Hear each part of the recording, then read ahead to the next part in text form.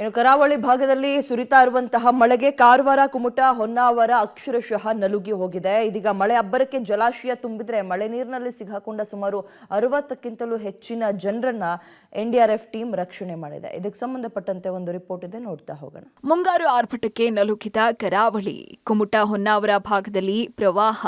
NDRF ತಂಡದಿಂದ 60 ಜನ ರಕ್ಷಣೆ.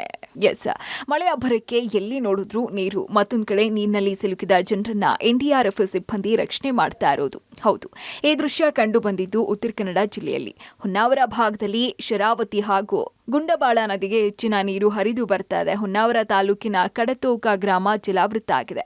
ಗ್ರಾಮದ 60 ಜನರನ್ನ ಎನ್ಡಿಆರ್ಎಫ್ ತಂಡ ರಕ್ಷಣೆ ಮಾಡಿದೆ. ಇದೇ ಭಾಗದಲ್ಲಿ ಒಟ್ಟು 13 ಮನೆಗಳು ಜಲಾವೃತವಾಗಿ ಹಾನಿಯಾಗಿದೆ. ಇನ್ನು ಅಂಕೋಲಾ ಭಾಗದಲ್ಲಿ ಕಡಲ ಕೊರೆತದಿಂದ ಹಾರುವಾಡದ ತರಂಗಮೇಟ್ ಕಡಲ ತೀರದ ತಡೆಗೋಡೆ ಕೊಚ್ಚಿ ಹೋಗಿದೆ. ಮಲೆನಾಡು ಭಾಗದಲ್ಲಿ ಉತ್ತಮ ಮಳೆಯಾಗಿರೋದ್ರಿಂದ ಕಾಳಿ ನದಿ ನೀರಿನ ಮಟ್ಟ ಏರಿಕೆಯಾಗಿದೆ. ತಟ್ಟಿಹಳ್ಳಿ, ಸೂಫಾ, ಕದ್ರಾ ಸೇರಿದಂತೆ 4 ಅಣೆಕಟ್ಟುಗಳು ತುಂಬಿದ್ದು, ಕದ್ರಾ ಜಲಾಶಯದಿಂದ 10,600 ಕ್ಯೂಸೆಕ್ ನೀರನ್ನ ಹೊರಗೆ ಬಿಡಲಾಗಿದೆ. ಪರಿಣಾಮ ಕಾರವಾರ ತಾಲೂಕಿನ 20 ಗ್ರಾಮಗಳಿಗೆ ನೆರೆ ಭೀತಿ ಆವರಿಸಿದೆ. ಕಾಳಿ, ಶರಾವತಿ, ಗುಂಡಬಾಳ ನದಿಯಲ್ಲಿ ಪ್ರವಾಹ. ಕದ್ರಾ ಜಲಾಶಯದ 4 ಗೇಟ್ಗಳು ಓಪನ್. ಇವತ್ತು ಶಾಲಾ ಕಾಲೇಜುಗಳಿಗೆ ರಜೆ ಘೋಷಣೆ. ಇನ್ನು ಕರಾವಳಿ ಅಬ್ಬರದ ಮಳೆಗೆ ಜನ ತತ್ತರಿಸಿ ಹೋಗಿದ್ದಾರೆ. ರಾಜ್ಯಾದ್ಯಂತ 87.3 ಮಿಲಿಮೀಟರ್ ಮಳೆಯಾಗಿದೆ. ನೆರೆಯಿಂದ ಜಿಲ್ಲೆಯಲ್ಲಿ 8 ಕಾಳಜಿ ಕೇಂದ್ರ ತೆರೆಯಲಾಗಿದೆ. ಕಾಳಜಿ ಕೇಂದ್ರದಲ್ಲಿ 313 ಜನ ಆಶ್ರಯ ಪಡ್ಕೊಂಡಿದ್ದಾರೆ. ಕುಮಟಾ, ಹೊನ್ನಾವರ ಭಾಗದಲ್ಲಿ ಹೆಚ್ಚಿನ ಮಳೆಯಾಗಿದ್ದು, ಪ್ರವಾಹ ಏರ್ಪಟ್ಟ ಪರಿಣಾಮ ಇವತ್ತು ಶಾಲಾ ಕಾಲೇಜುಗಳಿಗೆ ರಜೆ ಘೋಷಿಸಲಾಗಿದೆ. ಕದ್ರಾ ಜಲಾಶಯದಿಂದ ಮುನ್ನೆಚ್ಚರಿಕಾ ಕ್ರಮವಾಗಿ 10,600 ಕ್ಯೂಸೆಕ್ ನೀರನ್ನ ಹೊರಬಿಡಲಾಗಿದೆ. ಕಾರವಾರ ತಾಲೂಕಿನ ಕಾಳಿ ನದಿ ಭಾಗದ ಜನರಿಗೆ ಪ್ರವಾಹದ ಭೀತಿ ಎದುರಾಗಿದೆ.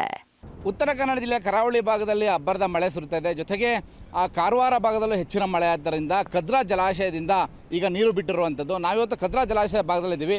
ಇಲ್ಲಿ 4 ಗೇಟ್ಗಳನ್ನು ತೆಗೆಯಲಾಗಿದೆ. 10,600 ಕ್ಯೂಸೆಕ್ ನೀರನ್ನು ಈಗ ಹೊರಗಡೆ ಬಿಟ್ಟಿರುವಂಥದ್ದು. ಉತ್ತರ ಕನ್ನಡ ಜಿಲ್ಲೆಯಲ್ಲಿ ಕಾರವಾರ ಭಾಗದಲ್ಲಿ ಬರುವಂಥ ಈ ಜಲಾಶಯ ಏನಿದೆ, ಕಾಳಿ ನದಿಯ ಒಂದು ಜಲಾಶಯದಲ್ಲಿ ಹೆಚ್ಚು ನೀರು ತುಂಬೋದು ಅಂತಂದರೆ ಬೆಳಗಾವಿ ಮತ್ತು ಮಲೆನಾಡು ಭಾಗದಲ್ಲಿ ಹೆಚ್ಚಿನ ಪ್ರಮಾಣದಲ್ಲಿ ನೀರು ಆದಾಗ ಮಾತ್ರ ಈ ಭಾಗದಲ್ಲಿ ನೋಡ್ತದೆ. 5 ಅಣೆಕಟ್ಟುಗಳಿದ್ದಾವೆ. 5 ಅಣೆಕಟ್ಟುಗಳಲ್ಲಿ ಕದ್ರಾ ಅಣೆಕಟ್ಟು ಕೊನೆಯ ಅಣೆಕಟ್ಟು. ಈ ಕೊನೆಯ ಅಣೆಕಟ್ಟಿನಲ್ಲಿಯೂ ಕೂಡ ಈಗ ನೀರು ತುಂಬಿ 4 ಗೇಟುಗಳನ್ನು ಈಗಾಗಲೇ ತೆಗೆದಿರುವಂಥದ್ದು. ಈ ಹಿಂದೆ 6,000 ಕ್ಯೂಸೆಕ್ ನೀರನ್ನು ಹರಿಬಿಡಲಾಗಿತ್ತು. ಆದರೆ ಇದೀಗ 10,600 ಕ್ಯೂಸೆಕ್ ನೀರನ್ನು ಇವತ್ತು ಹರಿಬಿಟ್ಟಿರುವಂಥದ್ದು. ಸಾಕಷ್ಟು ನೀರಿನ ಪ್ರಮಾಣ ಈಗ ಹೆಚ್ಚಾಗಿದೆ.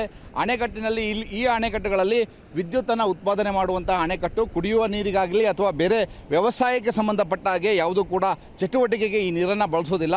ವಿದ್ಯುತ್ ಉತ್ಪಾದನೆ ಕರ್ನಾಟಕದಲ್ಲಿ ಯಾವ ವಿದ್ಯುತ್ ಉತ್ಪಾದನೆಗಾಗಿ ಮಾಡುವಂತಹ ಅಣೆಕಟ್ಟುಗಳೇನಿದ್ದಾವೆ ಅವುಗಳಲ್ಲಿ ಕದ್ರಾ ಅಣೆಕಟ್ಟು ಕೂಡ ಒಂದಾಗಿರುವಂಥದ್ದು. ಹೊರಹರಿವು ಕೂಡ 22,000 ಮೀಟರ್ನಷ್ಟು ಈಗ ಇರುವಂಥದ್ದು. ಕಳೆದ 2 ದಿನದ ಹಿಂದೆ ಸುಮಾರು 6,000 ಕ್ಯೂಸೆಕ್ ನೀರನ್ನು ಹೊರಬಿಡಲಾಗಿತ್ತು. ಇದರಿಂದಾಗಿ ಈಗ ಅಪಾಯ ಇರೋದು ಯಾವುದು ಅಂತಂದರೆ ಕಾರವಾರ ಭಾಗದಂತಹ ಕದ್ರಾ, ಮಲ್ಲಾಪುರ, ಕೆರೋಡಿ, ಬೈರಾ, ಹಾಗೆ ಬಾಳ್ಕೊಣೆ, ಕಾರ್ಗ, ಉಳುಗ, ಹರಗ ಗ್ರಾಮಗಳಿಗೆ ಈಗ ಒಂದು ಗ್ರಾಮಗಳಿಗೆ ಹೆಚ್ಚಿನ ಪ್ರಮಾಣದಲ್ಲಿ ನೀರು ನುಗ್ಗುವಂತಹ ಸಾಧ್ಯತೆಗಳಿದ್ದಾವೆ. ಅದರ ಜೊತೆಗೆ ಗ್ರಾಮಗಳು ಕೂಡ ಮುಳುಗಡೆ ಆಗುವಂತಹ ಸಾಧ್ಯತೆಗಳಿರುವಂಥದ್ದು.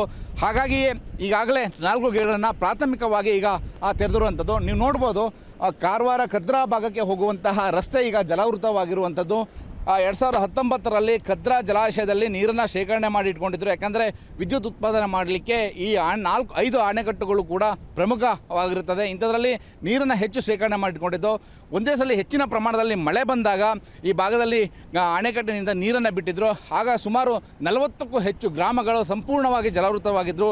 ಹಾಗಾಗಿ ಈ ಬಾರಿ ಕದ್ರಾ ಅಣೆಕಟ್ಟಿನಲ್ಲಿ ಏನು ವಿದ್ಯುತ್ತನ್ನು ಉತ್ಪಾದನೆ ಮಾಡಲಿಕ್ಕೆ ಬೇಕಾದಂಥ ನೀರನ್ನು ಈಗ ಶೇಖರಣೆ ಇಟ್ಟುಕೊಂಡು ಹೆಚ್ಚಿನ ಪ್ರಮಾಣದಲ್ಲಿ ನೀರಾಗಿದೆ, ಅದನ್ನು ಹೊರಗೆ ಬಿಡ್ತಾ ಇರುವಂಥದ್ದನ್ನು ಗಮನಿಸಬಹುದು. ಕದ್ರಾ ಭಾಗದಲ್ಲಿ ಬರುವಂತಹ ಪ್ರದೇಶಗಳು ಮತ್ತೆ ಜಲಾವೃತವಾಗುವಂತಹ ಭೀತಿ ಎದುರಾಗಿರುವಂಥದ್ದು. ರೆಡ್ ಫ್ಲಾಗ್ ಅಳವಡಿಸಿದ್ರು ಪ್ರವಾಸಿಗರ ಹುಚ್ಚಾಟ. ಪ್ರವಾಸಿಗರಿಗೆ ಥಳಿಸಿದ ಲೈಫ್ ಗಾರ್ಡ್ ಸಿಬ್ಬಂದಿ. ಅಪಾಯದ ಎಚ್ಚರಿಕೆ ನೀಡಿದ್ರು. ರವೀಂದ್ರನಾಥ್ ಟ್ಯಾಗೂರ್ ಕಡಲ ತೀರದಲ್ಲಿ ಪ್ರವಾಸಿಗರು ಹುಚ್ಚಾಟವನ್ನ ಮೆರೆದಿದ್ದಾರೆ. ಅಪಾಯ ಮಟ್ಟ ನಿರ್ಲಕ್ಷಿಸಿ ನೀರಿಗಿಳಿದಿದ್ದಂತಹ ಪ್ರವಾಸಿಗರನ್ನ ಲೈಫ್ ಗಾರ್ಡ್ ಸಿಬ್ಬಂದಿ ಥಳಿಸಿ ವಾಪಸ್ ಕರ್ಕೊಂಡು ಬಂದಿದ್ದಾರೆ. ಆರೆಂಜ್ ಅಲರ್ಟ್ ಹಿನ್ನೆಲೆಯಲ್ಲಿ ಪ್ರವಾಸಿಗರು ಸಮುದ್ರಕ್ಕಿಳಿಯದಂತೆ ಹವಾಮಾನ ಇಲಾಖೆ ಎಚ್ಚರಿಕೆ ಕೊಟ್ಟಿದ್ದು, ಕೆಂಪು ಬಾವುಟ ಅಳವಡಿಸಿದ್ರೂ ಕೂಡ ಯುವಕರು ಹುಚ್ಚಾಟವನ್ನ ಮುಂದುವರೆಸಿದ್ರು. ಸದ್ಯ ಉತ್ತರ ಕನ್ನಡ ಜಿಲ್ಲೆಯಲ್ಲಿ ಆರೆಂಜ್ ಅಲರ್ಟ್ ಇದ್ದು ಮತ್ತೆ ಮಳೆಯಾಗುವ ಸೂಚನೆ ಇದೆ. ಜೊತೆಗೆ ಕರಾವಳಿಯಲ್ಲಿ ಅಲೆಗಳ ಅಬ್ಬರ ಹೆಚ್ಚಾಗಲಿದೆ. Naveen Sagar, public TV, Karwar.